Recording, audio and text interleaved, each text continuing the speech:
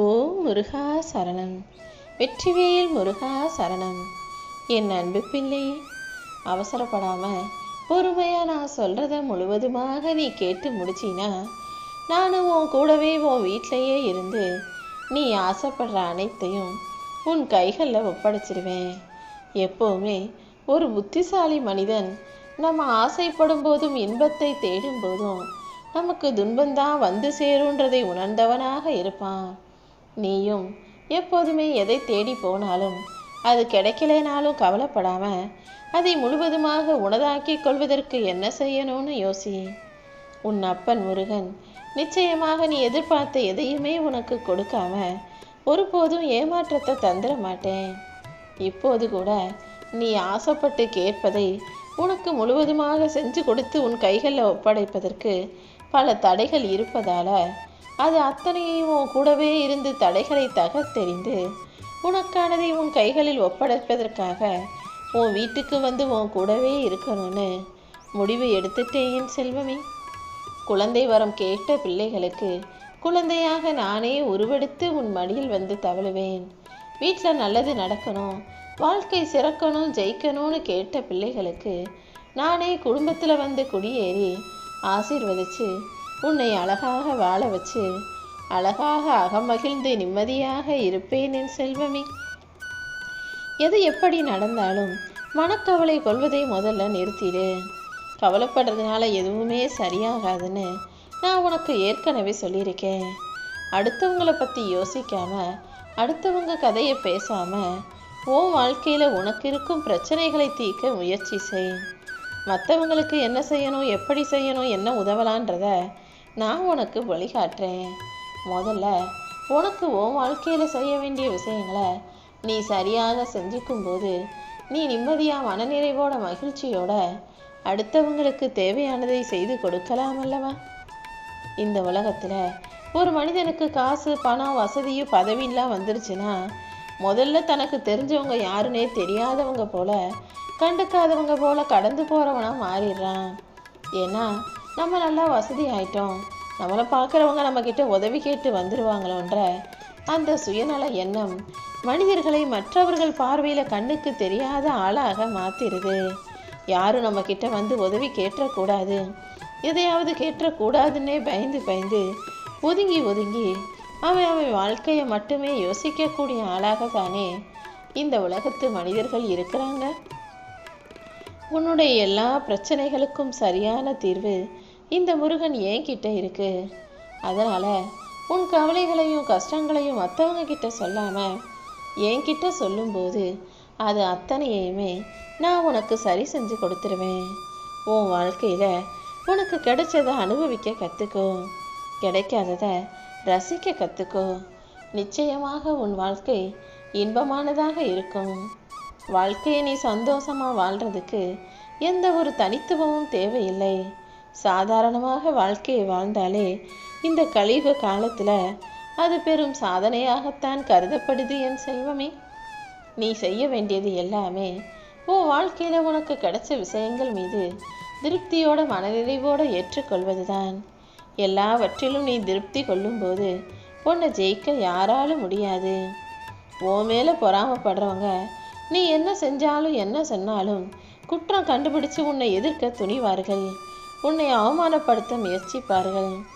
நீ உன்னுடைய எல்லா முயற்சிகளையும் கைவிட்டுட்டு இந்த முருகன் என்கிட்ட வந்து சரணடைஞ்சினா போதும். என்னுடைய மகிமை மூலமாக எல்லா அநீதியிலிருந்தும், அடுத்தவர்களுடைய திருஷ்டி பார்வையிலிருந்தும், பொறாமை குணங்களில் இருந்தும் நான் உன்னை காப்பாற்றுவேன் செல்வமே. அடுத்தவன் உன்னை எந்த வழியில் கஷ்டப்படுத்தினாலும் காயப்படுத்தினாலும் நீ கவலை கொள்ளாதே. உனக்கு தீங்கு செஞ்சவங்களையெல்லாம் நான் ஓட ஓட விரட்டி உனக்கான நல்லதை உன் கூடவே இருந்து செஞ்சு முடிப்பேன். வாழ்க்கையில் ஒரு மனிதனுக்கு ஒரு அளவுக்கு வரைக்கும் தான் காசு தேவைப்படும். காசை வச்சு இந்த உலகத்தில் 500 ஆண்டுகள் வாழ முடியாது தானே. ஒரு அளவுக்கு மேலே காசு சம்பாதிக்கிறதுங்கிறது தேவையில்லாத விஷயம்தான். உனக்கும் உன் பிள்ளைகளுக்கும் சம்பாதிக்கிறீன்னா பரவாயில்ல, உன் பேரம்பேத்திக்கும் சேர்த்து சம்பாதிக்கிறனாலும் கூட பரவாயில்ல. ஆனால் அதுக்கும் மேலே 7 தலைமுறையும் நல்லா இருக்கணும்னு நினச்சி கோடி கோடியாக சம்பாதிச்சு நீ எங்கே போய் சேர்த்து வைப்ப? சாப்பிட்ற கிண்ணம் தங்க கிண்ணமாகவே இருந்தாலும் அந்த கிண்ணத்தை சாப்பிட முடியாது தானே. அந்த கிண்ணத்தில் இருக்கக்கூடிய ரசசாதத்தையும் மோர் சோறையும் தான் சாப்பிட முடியும். அப்படிதான் தேவையில்லாத விஷயங்களை அதிகமாக சம்பாதிக்கணும், சேர்த்து வைக்கணும்னு நினைக்காம நிம்மதியாக சந்தோஷமாக வாழ்கிறதுக்கு என்ன தேவையோ அதை மட்டும் சேர்க்க பழகு.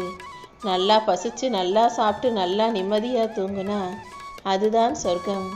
அப்படிப்பட்ட சொர்க்கமான வாழ்க்கையை உனக்கு அமைச்சு கொடுப்பதற்கு உன் அப்பன் முருகன் நானே உன் வீட்டுக்கு உன்னை தேடி வந்துட்டேன். இனிமே எந்த நோய் நொடியும் இல்லாமல், குறை குற்றமும் இல்லாமல், கவலையும் கஷ்டமும் பிரச்சனையும் இல்லாமல் நீ நிம்மதியாக வாழும்படி செய்ய வேண்டியது இந்த முருகன் என்னுடைய பொறுப்பு. பிரச்சனைகள் வரும்போது அதை பார்த்து பயந்து விலகணும்னு நினைக்காம அதை தாண்டி உன் வாழ்க்கையில் ஜெயிக்கணும்னு முயற்சி செய். பிரச்சனைகளை பார்த்து பயந்து விலகணும்னு நினச்சின்னா அது உன்னை ஓட ஓட துரத்தும் என் செல்வமே. அதுக்கு பதிலாக இந்த பிரச்சனைகள் என்னை என்ன செய்ய முடியும்? இதுவரைக்கும் எவ்வளையோ கஷ்டங்களை பார்த்த எனக்கு இது ஒன்றும் பெருசு கிடையாது, இதையும் நான் சமாளிக்க முடியும்னு நீ தைரியத்தோடு அந்த பிரச்சனைகளை சமாளிக்க நினச்சினா அது சாதாரண தூசு போல உன்னை விட்டு விலகி போயிடும். நான் உனக்கு கொடுக்க நினச்சதை யாராலுமே இந்த பூமியில் தடுக்க முடியாது.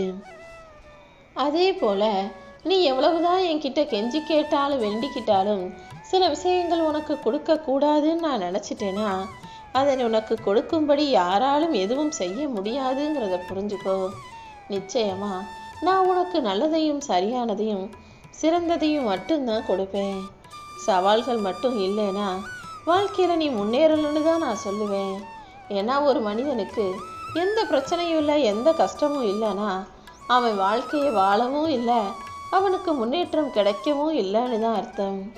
உண்மையிலேயே ஒரு மனிதன் வாழ்க்கையை வாழும்போது, முன்னேற நினைக்கும் போது அவனுக்கு பிரச்சனைகளும் சவால்களும் வந்து அதை அவன் சமாளிப்பதில் தான் எல்லாமே இருக்கு. நீயும் எதுக்கும் கோவப்படாமல் பொறுமையால் எல்லாத்தையும் சமாளிக்கக்கூடிய பிள்ளையாக இருக்கும் பட்சத்தில் நீ சாதிப்பதற்குரிய அத்தனை விஷயங்களையும் நான் செய்வேன். பறவைகளுக்கு சிறகுகள் இருப்பது பறப்பதற்காக தானே. பறப்பதற்கு தைரியம் இல்லாத பறவைகளுக்கு சிறகுகள் இருந்தும் வீணானது போலதான் உன் வாழ்க்கையிலையும் நீ வாழ்க்கையை வாழும்போது கஷ்டம் பிரச்சனைகள் வரும். அதை சமாளித்து சவால்களை எதிர்கொள்ளும் போதுதான் நீ ஒரு மனிதனாக மாறுவாய். வாழ்க்கையில் முன்னேற்றமும் மகிழ்ச்சியும் சந்தோஷமும் உனக்கு பெருகும். எப்போவுமே எந்த விஷயத்தையும் கற்றுக்கிறதுல எனக்கு எதுவும் தெரியாதுன்னு சொல்லி கற்றுக்க தயாராக இரு. ஆனால் அதுவே அடுத்தவங்களுக்கு கற்றுக் கொடுக்கும்போது புத்திசாலியாக எல்லாத்தையும் சரியாக கற்றுக் கொடுத்துடு என் செல்வமே. நான் எதை சொல்கிறேன்னு உனக்கு புரிய வரும்னு நினைக்கிறேன். வாழ்க்கையில் உனக்கு எதிராக வேலை செய்பவர்களுக்கு அவர்கள் செய்யும் தவறு என்னங்கிறத புரிய வைக்கக்கூடிய புத்திசாலி பிள்ளையாக இரு. ஆனால் உன் கண்ணெதிரிலேயே உனக்கு தெரிஞ்ச விஷயங்களே நடக்கும்போது கூட எதுவுமே தெரியாத ஆள் போல இருந்து எல்லாத்தையும் தெரிஞ்சுக்கக்கூடிய அளவுக்கு அதை தெரிந்து கொள்ளக்கூடிய புத்திசாலியாக இருக்க கற்றுக்கோ. உன் பெயரை ஞாபகம் வச்சுக்கிற அளவுக்கு இந்த உலகத்தில் நீ எதையாவது சாதிச்சு தான் ஆகணும். அதுதான் உனக்கு உண்மையான வெற்றி. கொடுப்பவன் இறைவன் என்பதை நீ உணர்ந்து கொண்டால் உன் வாழ்க்கையில் நான் கொடுத்த எதையுமே நீ தாழ்வாக நினைக்க மாட்டதானே. நான் என் அன்பு பிள்ளையான உனக்கு கொடுப்பதை எப்படி குறைவாகவோ மட்டமாகவோ தாழ்வாகவோ உனக்கு சரியில்லாததாகவோ கொடுப்பேன்? நிச்சயமா எல்லா விஷயங்களையும் உனக்கு நல்லதாக பார்த்து கொடுத்துக்கிட்டு இருக்கேன். உன்னுடைய அத்தனை பொய் சமாதானங்களையும் ஏற்றுக்கொள்ளும் மனிதர்களை ஏமாளி நினச்சிடாத. சில சமயங்களில் உன்னை பெற்றவங்களோ அல்லது உன் கூட இருக்கிறவங்களோ நீ சொல்கிறது பொய்தான்னு தெரிஞ்சாலும் அமைதியாக இருப்பாங்க. அதுக்கு காரணம் உன்னை திருத்த முடியாதுன்னோ அல்லது நீ அடிமுட்டாலோ கிடையாது. சரி, பரவாயில்ல, நீ தப்பு செய்கிற, நீயா உன் தவறை உணர்ந்து கொள்வாய்னு புரிஞ்சுக்கிட்டு உன்னை இழக்க விரும்பாமல் உன் கூட சண்டை போட விரும்பாம தான் நீ பொய் சொன்னாலும் ஏமாற்றினாலும் அதை ஏற்றுக்கொள்ளும் மனிதர்களாக இருக்காங்க. பணத்தை சேர்த்துக்கிட்டே இருக்கவன் பணக்காரனாக ஆவான். பாசத்தை சேர்த்துக்கிட்டே இருக்கிறவன் பைத்தியக்காரனாக மாறி போவான். நீ பணத்தையும் சேர்த்து வைக்க வேணாம், முழுசா பாசத்தை சேர்த்து ஏமாளியாகவும் ஆக வேணாம். பணத்தையும் சேர்க்கணும், பாசத்தை வச்சு மனிதர்களையும் சேர்த்து வச்சுக்கணும். ஏன்னா பணங்கிறது கடைசி வரைக்கும் உன் கூட வரப்போறதில்ல. ஒவ்வொரு மனிதனின் கடைசி நிமிஷம் வரைக்கும் கூட இருக்க போறது மனிதர்கள் தான் என்பதை மறந்திடாதே. வாழ்க்கையில ஒவ்வொருத்தருக்கும் ஒரு தலைவிதி எழுதப்பட்டிருக்கும். விதிக்கு விதிவிலக்குன்னு ஒன்று இருக்குன்னா அது என் கைகளில் மட்டும்தான். உன் வாழ்க்கையிலையும் விதியின் விளையாட்டு பலவாறாக உன்னை கஷ்டப்படுத்துறத நான் பார்த்துக்கிட்டு தான் இருக்கேன். அரக்கனை மணந்த மண்டோதரியும் அழுதா, அவதார புருஷனாகிய ராமனை மணந்த சீத்தையும் அழுகதான் செஞ்சாங்க. அதுக்கு காரணம் அவங்க தலைவிதி. இவங்களை கல்யாணம் பண்ணி இப்படி தான் அழுகணும், இப்படி கஷ்டப்படணும், அதுக்கப்புறம் இப்படி ஒரு மாற்றம் வரணும், அவங்க வாழ்க்கையில் இதெல்லாம் நடக்கணும்னு அவரவர்கள் தலைவிதிப்படி அவங்க அழுது தீர்த்து கஷ்டத்தை அனுபவிச்சு அப்புறமா வாழ்க்கை மாறுச்சு. அதே போலதான் உன் தலைவிதிப்படியும் நீ இப்போது அழுதுகிட்டு இருந்தாலும் கஷ்டப்பட்டுக்கிட்டு இருந்தாலும் அனைத்தையும் சரி செய்ய நான் இருக்கேன் என் செல்வமே. உன்னை வேணாம்னு ஒதுக்குனவங்கள நீ தப்பா நினைக்காம அவர்களுக்கு நன்றி சொல்ல பழகு. அவங்க உன்னை வேணாம்னு சொன்னதால தானே உன் வாழ்க்கையில நீ பெருசா உயரணும், பெருசா ஜெயிக்கணுன்ற எண்ணமே உனக்கு வந்தது. ஆக மொத்தத்துல எல்லா கெட்டதும் ஏதோ ஒரு நன்மைக்காக தான் நடந்திருக்குன்றத புரிஞ்சுக்கோ. காசு பணம் உன்கிட்ட இருந்தா யாருன்னே தெரியாத சாலையில போற வழிபோக்கன் கூட உன்னை சொந்தக்காரன்னு சொல்லி சந்தோஷப்படுவான். அதுவே உன்கிட்ட காசு பணம் பெருசா இல்லைன்னா சொந்தக்காரவங்க கூட உன்னை யாருன்னே தெரியாதது போல, யாருன்னு தெரியாத வழிபோக்கர் போல நடந்து கொள்வார்கள். மொத்தத்துல இந்த உலகத்துல நீ வாழ்றதுக்கு காசு பணமும் அவசியம்தான்னு சொல்றேன். எதை எந்த அளவு வச்சுக்கணுன்றத நீ முடிவு செய்ய கத்துக்கோ. உன்னை சுற்றி இருக்கக்கூடிய மனிதர்கள்ல அறிவாளிகளும் இருக்காங்க, அடி முட்டாளும் இருக்காங்க. முட்டாள்களோட நீ ஒருபோதும் விவாதம் செய்வதோ தர்க்கம் செய்வதோ வேணாம். ஏன்னா நீ என்னதான் சரியா தெளிவா பேசினாலும் உனக்கு எதிரில் இருக்கக்கூடிய அறிவற்ற முட்டாள்கள் தப்பாவே ஒரு விஷயத்தை ஆணித்தரமா அடிச்சு பேசிக்கிட்டு இருப்பாங்க. அது வெளியே இருக்கிறவங்களுக்கு எப்படி தெரியுமா? இதுல யாரு உண்மையான முட்டாள்னு தெரியலையே, 2 பேரும் இப்படி பேசிக்கிறாங்களேன்னு தான் யோசிப்பாங்க. அதனால நீ புத்திசாலிங்கிறது உண்மைனா எந்த மனிதரிடமும் தேவையில்லாமல் விவாதம் செய்யாதே. விட்டு கொடுக்கறதும் மன்னிக்கிறதும் தான் வாழ்க்கைன்னு புரிஞ்சுக்கிட்டு விலகி போக கத்துக்கோ. வாழ்க்கையின் போராட்டமே இந்த கலியுக காலத்துல யாரை விட்டு கொடுக்கறதுங்கிறதா தான் இருக்கு. நீ மன்னிக்கிறியா, நான் மன்னிக்கிறியா, நீ விட்டு கொடுத்து போறியா, நான் விட்டு கொடுத்து போறேனான்னு அதுக்கும் ஒரு போட்டி போட்டு சண்டை போடக்கூடிய மனிதர்களாக தான் இருக்கீங்க. முதல்ல நீ விட்டு கொடுக்க பழகு. விட்டு கொடுக்கறதுனால எந்த விஷயத்திலும் நீ கெட்டு போயிட மாட்டாய். உன் அப்பன் முருகன் உனக்கு துணையாக இருக்கும்போது உன் வாழ்க்கையில உன்னை உயர்த்தி சிறப்பித்து செம்மைப்படுத்தி செழுமையாக வாழ வைப்பேன் என் செல்வமே. இந்த உலகத்துல மனிதர்கள் பிறக்கும்போது கையில காசு பணம் எதையும் கொண்டு வரல. எந்த செயலையும் செய்ய முடியாத பலவீனமாக ஒரு குழந்தையாக எப்படி வந்தீங்களோ அதே போல வயசான பிறகு எந்த வேலையும் செய்ய முடியாத பலவீனமான ஆளாக தான் இந்த உலகையும் விட்டு போக போறீங்கன்றதை ஞாபகம் வச்சுக்கிட்டு எல்லாரிடமும் அன்பா நடந்துக்கோ.